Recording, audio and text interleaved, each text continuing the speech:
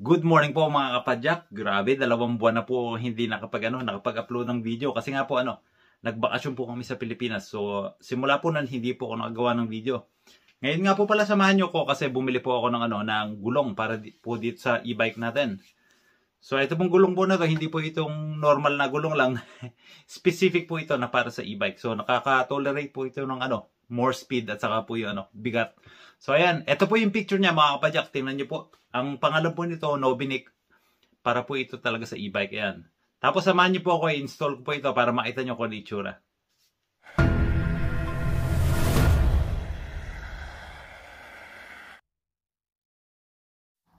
Ayan mga kapadyak, ito na po yung gulong na sinasabi ko sa inyo. Tingnan niyo.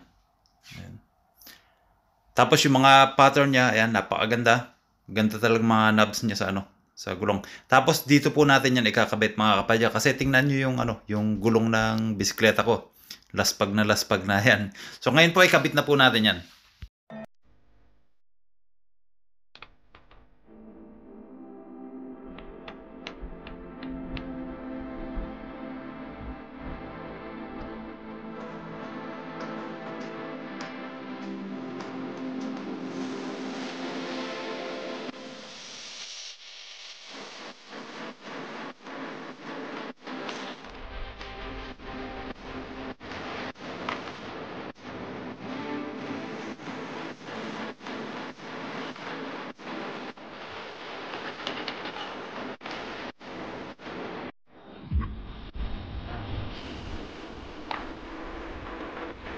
Okay, sinupi mo rin.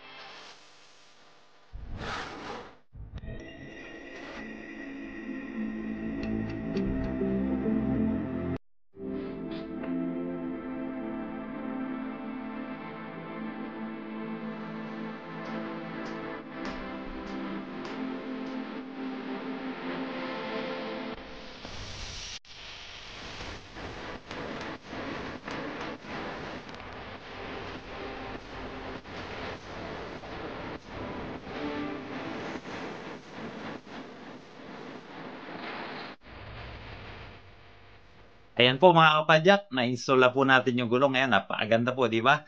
Kaya lang hindi ko po yan magagawan muna ng review. Kailangan po subukan ko muna yan dun sa kagubatan o dun sa trail talaga. Sa binabaykan namin sa rough road. Kasi nga po hindi naman po yan mabibigyan ng review talaga kung dyan lang sa daan. Ayan. Kaya nga po, abangan nyo na lang po, gagawa po ako ng video dyan. Ayan. Maraming salamat nga po pala sa panunod nyo. Ayan, kita po tayo sa susunod ulit.